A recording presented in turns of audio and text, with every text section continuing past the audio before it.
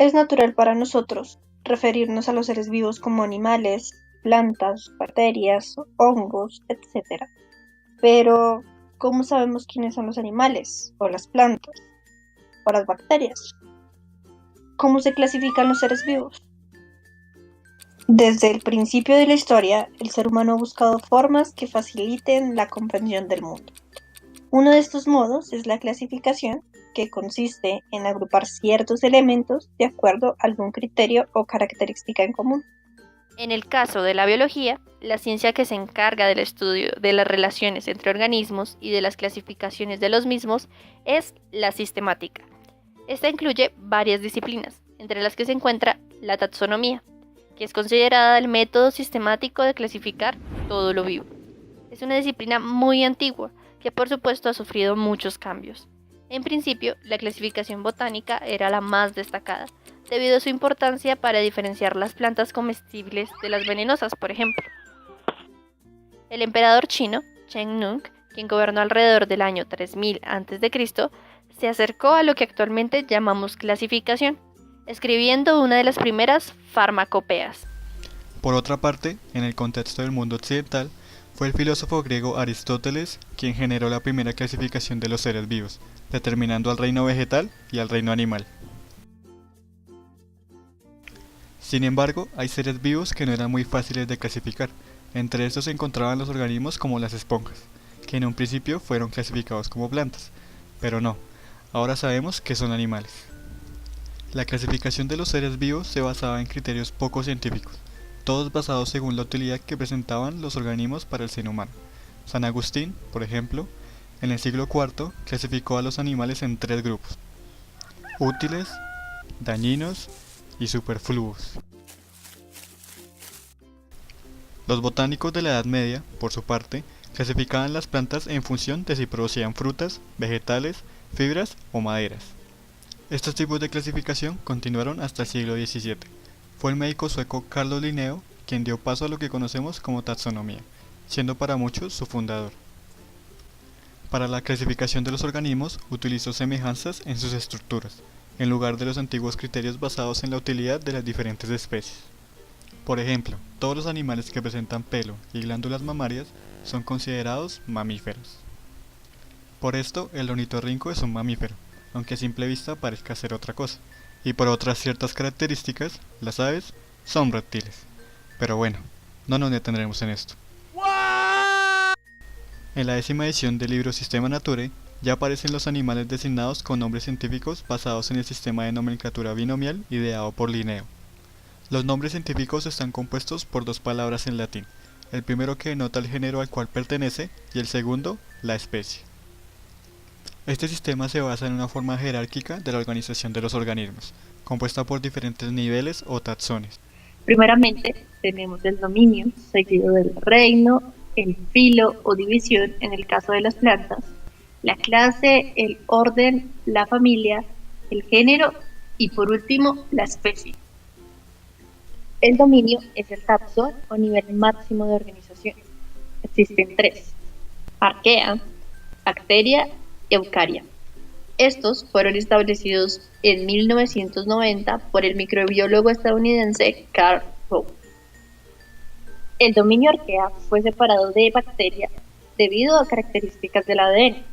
Arquea se caracteriza por ser en su mayoría extremófilas, o sea, viven en ambientes extremos, con muy altas o muy bajas temperaturas. Bacteria se caracteriza por ser organismos unicelulares, con células procariotas y además poseen reproducción asexual. Y eucaria posee células eucariotas y son organismos con reproducción sexual, además de ser multicelulares. Como podemos observar, los dominios anteriormente mencionados se encuentran subdivididos en reinos. En el caso del dominio eucaria, este se encuentra compuesto por 4 reinos: protista, fungi, plantae y animalia. A continuación nos enfocaremos en este último dominio y continuaremos con el siguiente taxón, el denominado filum. Los filum más comunes del reino animal son el filum Porifera, en donde encontramos a todas las esponjas de mar, el filum Cnidaria, donde están las medusas y corales, el filum Platyhelminthes, donde están las planarias, duelas y otros parásitos. El filum Annelida, donde encontramos a las conocidas lombrices de tierra. El filum Arthropoda, donde están los insectos y arácnidos.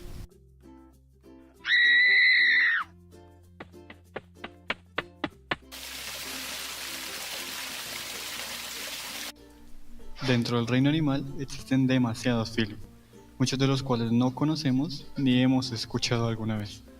Pero no te preocupes. Aquí solo nos enfocaremos en el filum Chordata, que se caracteriza por la presencia de una notocorda, una estructura embrional que da paso a la columna vertebral, y el tubo neural que da paso al sistema nervioso central. Sí, es difícil de entender, pero lo que no es difícil de entender es que dentro de Chordata hay un subfilum muy conocido por todos llamado Vertebrata, en donde encontramos a todos los animales que poseen una espina dorsal compuesta por vértebras.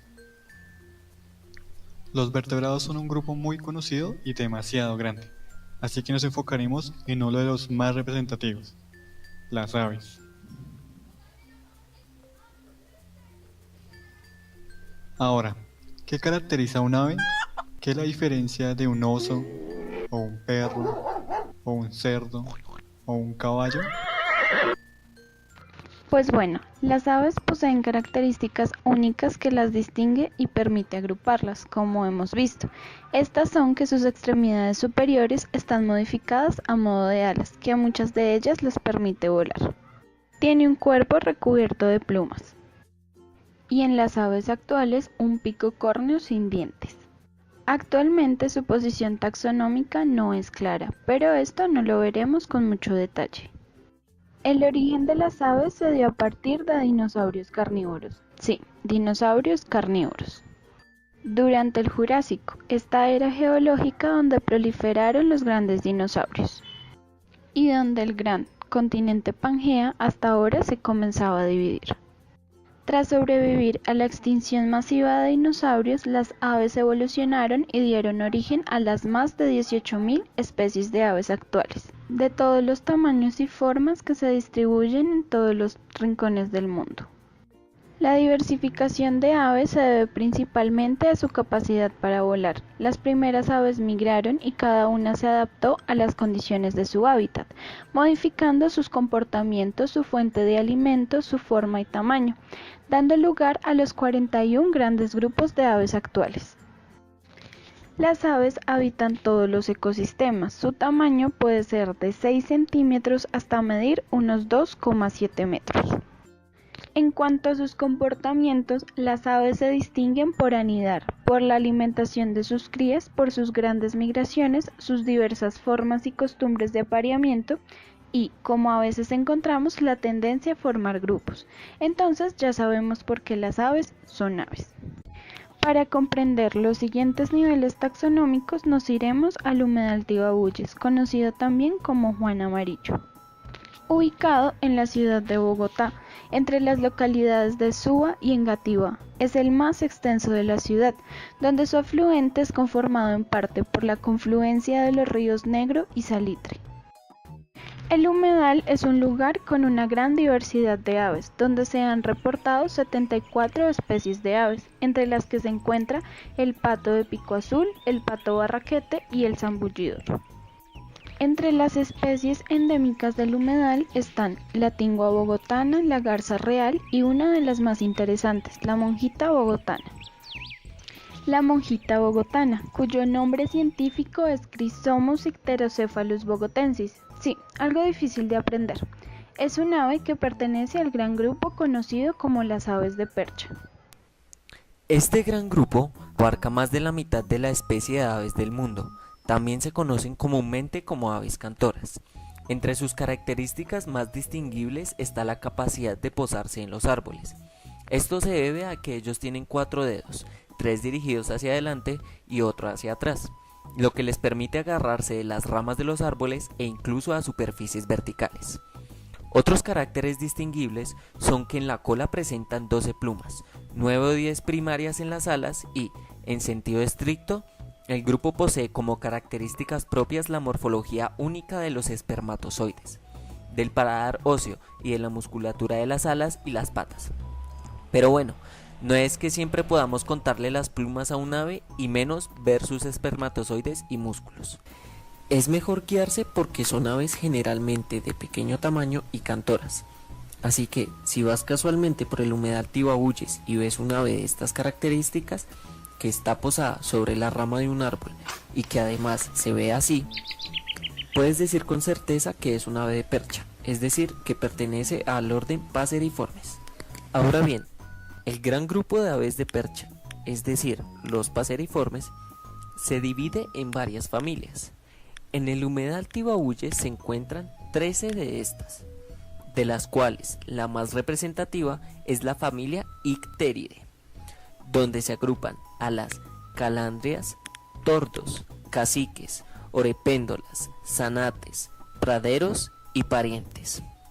Bueno, para identificar a los miembros de esta familia hay que ser un poco más observador y conocedor de ellas.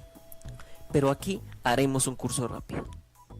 Estas aves se caracterizan porque no superan más de 54 centímetros, poseen un pico cónico, pies fuertes y alas largas y puntiagudas, además de que la mayoría de ellas muestra coloraciones negras.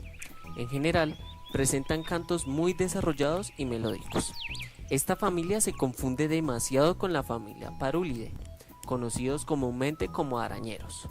¿Y cómo diferenciar a estas dos familias? Bueno, es un tanto complicado, ya que sus características físicas son muy parecidas, pero si observamos bien, existe una diferencia en sus picos. Si lo comparamos, podemos observar que Icteridae posee un pico en forma cónica, mientras que Parulidae tiene un pico muy puntiagudo. Sí, lo sé, no es que se note mucho la diferencia, pero te dedicas un buen tiempo a observar los tipos de picos y vas a ver que sí está. Llegados a este punto, vemos que la clasificación taxonómica no es que sea muy difícil de aprender y entender, pero si analizamos, las personas que hicieron esta clasificación tuvieron que observar todos los tipos de organismos, identificando sus diferencias y similitudes, y no es que todas se puedan ver a simple vista. Además de estudiar por años los rastros de su evolución y su distribución, tanto en el mundo como en pequeños hábitats, con la finalidad de crear un código o lenguaje universal que facilite la comunicación entre comunidades científicas de diferentes países y culturas. Además de generar una mayor comprensión de las formas de vida que habitan nuestro planeta, las clasificaciones cambian constantemente. ¿Recuerdan lo de las aves, que ahora son reptiles? Estas y muchas cosas más realizan los científicos, movidos por las ganas de aprender, de descubrir, de generar cosas nuevas, de crear una nueva forma de ver el mundo como lo es la ciencia.